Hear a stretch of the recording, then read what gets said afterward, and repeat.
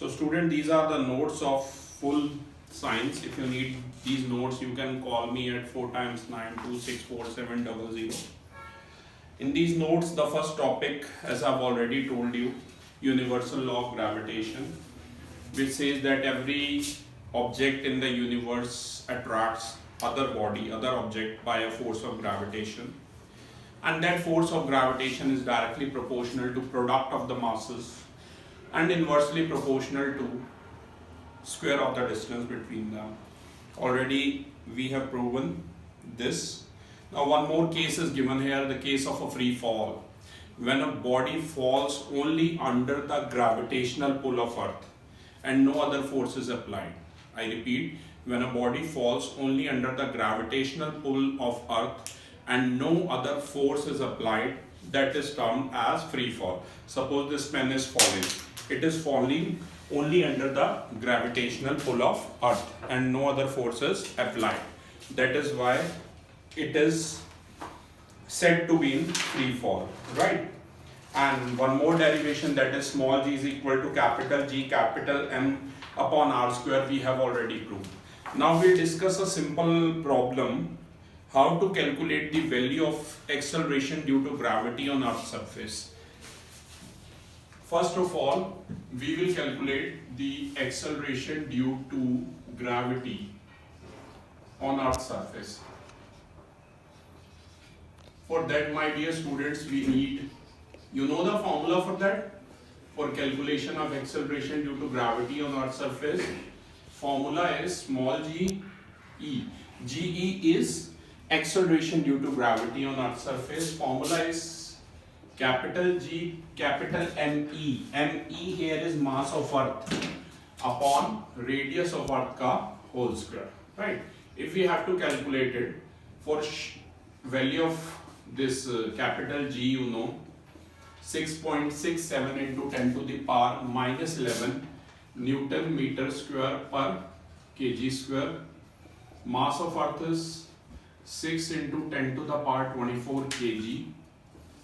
And radius of Earth, you know the radius of Earth? It is 6400 kilometer, or you can say 6.4 into 10 raised to the power 3 kilometer. And 1 kilometer is equal to 1000 meter. If you will convert it to meter, it would be 6.4 into 10 to the power 6. So in place of radius of Earth, you can write down 6.4 into 10 to the power 6 whole square. Now rest are your calculation skills. Write 6.67 into 6. This 6.4 will come twice. Apply some basic law of exponents which you have already studied in exponent and power in lower classes. This is 10 to the power minus 11, 10 to the power 24, 10 to the power 6 ka whole square is 10. Student face lot of difficulty in solving this. If your mathematical techniques are good, you have good knowledge of exponent and power, you can easily solve it, right?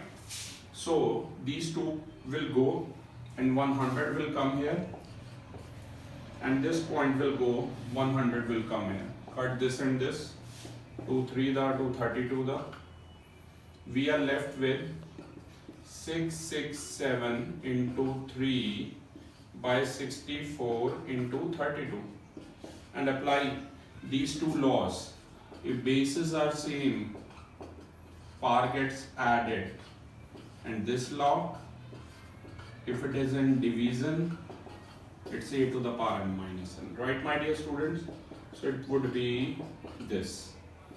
Now we are left with, I'm leaving this on you, you please solve this yourself. This is 24, 10 will be left. If you will solve all this, you will be left with 9.8 meter per second square. You can solve it yourself, right? Reduce it into the lowest form and then further solve it. So this is the value for acceleration due to gravity on Earth's surface. And if you want to calculate acceleration due to gravity on moon, I am giving you this as a homework. On moon, you need mass of moon and you need radius of moon. If you know the value of capital G, it will remain constant, that is 6.67 into 10 to the power minus 11 Newton meter square per kg square.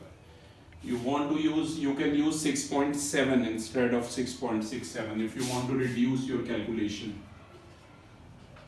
Mass of moon and radius of moon, you can see it and then you can prove this. Okay? Now one very important question which is coming to my mind, and it always comes in examination, but before that I want to tell you the mass of moon. In this calculation, the mass of moon is, after rounding off, moon is lighter than earth. You know that it's 7.4 into 10 to the power 22 kg, and radius of moon is 1.76 into 10 to the power 1760 kilometer. Further, I have converted this into meter. Now, one very important question which I'll discuss here is, these type of question comes in class 9th as well as in class 11. You know the formula for force of gravitation. You know the marker is missing from here. You know the formula for force of gravitation, that is capital F is equal to G m1 m2 by r square. Now the question comes, if masses are doubled, what will happen to the new force if both the masses are doubled? The new masses are m1 dash and m2 dash, these are doubled, and the new radius is half than that of previous one. Then what would be the new force? This kind of question comes both in class 9th as well as in class 11th, right? So capital G remains same, you know that. So the new force would be F dash is equal to G m1 dash into m2 dash upon r dash ka whole square. In place of m1 dash, you can write down 2m1. In place of m2 dash, you can write down 2m2. And in place of r dash, you can write down half of r or r by 2 ka whole square. Now simply solve this. You will get 4g m1 m2 upon r square by 4. This 4 which is there in the denominator, it will come in the numerator. So it would be f dash is this, right? This is equation number 2. This was equation number 1. Now you compare equation number 1 and 2. You will get. So be ready with these type of questions. The new force would be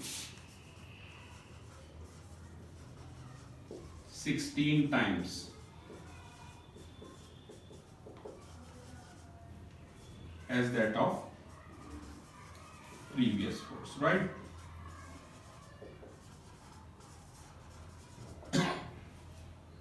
Similarly, you can do question based on that. I am giving you one question for homework.